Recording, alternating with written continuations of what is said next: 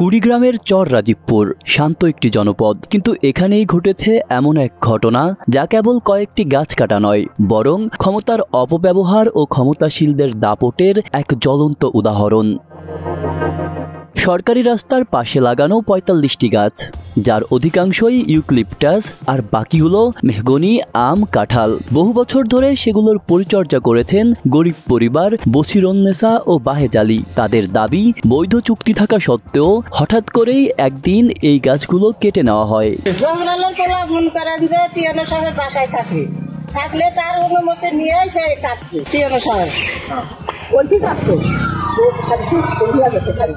অভিযোগের তীর উপজেলা নির্বাহী অফিসারের ঘনিষ্ঠজনদের দিকে। সরাসরি জড়িত থাকার কথা বলা হচ্ছে ইউনোর বনমালী মোহাম্মদ আবদুল্লাহ, তার পিতা মোহাম্মদ জহুরুল হক এবং ভাগ্নে পুলিশ সদস্য এসআই আরমানের নামও উঠে এসেছে প্রত্যক্ষদর্শীদের মুখে।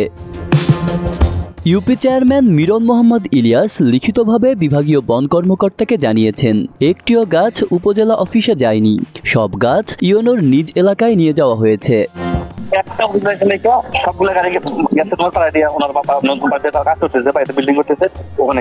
এমনকি অভিযোগ রয়েছে নতুন ভবন নির্মাণের জন্য সেই কাঠগুলো ইউনোর বাড়িতে ব্যবহার হতে পারে। প্রত্যক্ষদর্শীরা জানান, গাছ কেটে করাতকলে আনা হয়, ৫৪ খণ্ডে বিভক্ত করা হয় এবং ভ্যান গাড়িতে ডিগ্রি চরের দিকে নিয়ে যাওয়া হয়। কিছু কাঠ দেওয়া হয় স্থানীয় এক সাংবাদিককে, বাকিগুলো ডিগ্রি চরের বাড়িতে নিয়ে যাওয়া হয়। ৩৬টা গাছ কাটাই না, ওই যে আব্দুল্লাহ খেয়ে গেছিল, পরে আবার যে আরমান সাহেব নিয়ে গেছে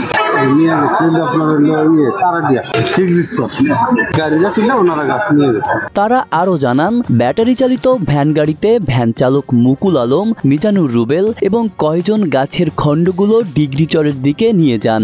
ভ্যান চালক মুকুল হোসেন জানান, আমরা ৫ জন চালক নিয়ে যাই এবং ডিগ্রি চরের করাতকলে রাখি, আমাদের গাড়ি ভাড়া আরমান দেন। এ বিষয়ে বনমালী মোহাম্মদ আবদুল্লাহ বলেন, সব মিথ্যা, আমি কিছুই জানি না, এমনকি নামাপাড়া কেমন দেখায় তাও জানি না।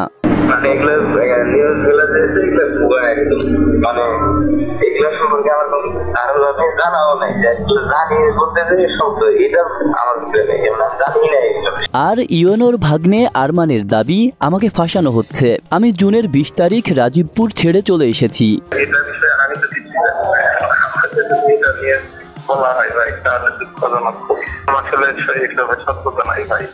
আমি নিজেই ওই জায়গা থেকে চলে আসছি, তারপরে যদি এটা নিয়ে আমাকে জড়ানো হয় ভাই, এটা খুবই দুঃখজনক। আসলে সত্যতা নাই ভাই, এটা আসলে আমার এমনিতে ফাঁসানো নামাপাড়ার যে কাজের থাকে করার যে ঘটনাটা, ওই জায়গায় ওই ঘটনাটা আমি আসার পরে সম্ভবত, আর এটা তো হচ্ছে ব্যক্তি মালিকানা একটা মনে হয় সম্ভবত যে মহিলারা, আমি ঠিক জানি। তবে স্থানীয়রা বলছেন, ঘটনার দিন তিনি ছিলেন ঘটনাস্থলে, এমনকি কাঠ পরিবহনের নেতৃত্বও দিয়েছেন।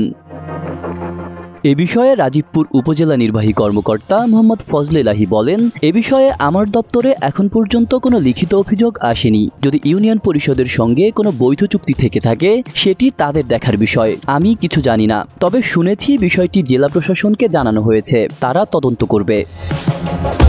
অভিযোগ প্রসঙ্গে বিভাগীয় বন কর্মকর্তা মোল্লা মোহাম্মদ মিজানুর রহমান জানান, তিনি এখনও অভিযোগটি হাতে পাননি, পেলে বিষয়টি দেখবেন। একাধিক অভিযোগ ও গাছ কর্তন সম্পর্কে জানতে জেলা প্রশাসক নুসরাত সুলতানার সঙ্গে একাধিকবার মুঠোফোনে যোগাযোগ করার চেষ্টা করা হলেও তার কোনো সাড়া পাওয়া যায়নি। এক গরিব পরিবারের ১৫ বছরের যত্নে বড় করা গাছগুলো কেটে নেওয়া হলো কার স্বার্থে? ক্ষমতার ছায়াতলে ঢেকে রাখা এই অভিযোগ কি আদৌ তদন্তের মুখ দেখবে, নাকি কুড়িগ্রামের বাতাসে মিলিয়ে যাবে আরেকটি অন্যায়ের গল্প?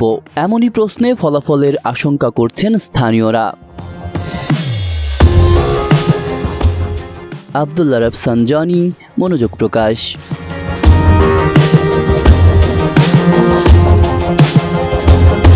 স্টাইল হোক রুচিশীল, পরিচয় হোক রাজকীয়, e commerce platform palace of classy, যেখানে ফ্যাশন মেলে আত্মবিশ্বাসে। শীতের হুডি হোক বা গরমের আরাম, আমরা আছি আপনার পাশে। ১০০% অরিজিনাল প্রোডাক্ট, দেশের যে কোনো প্রান্তে ফ্রি হোম ডেলিভারি। অর্ডার করতে ইনবক্স করুন এখনই। Palace of classy, B classy, be confident.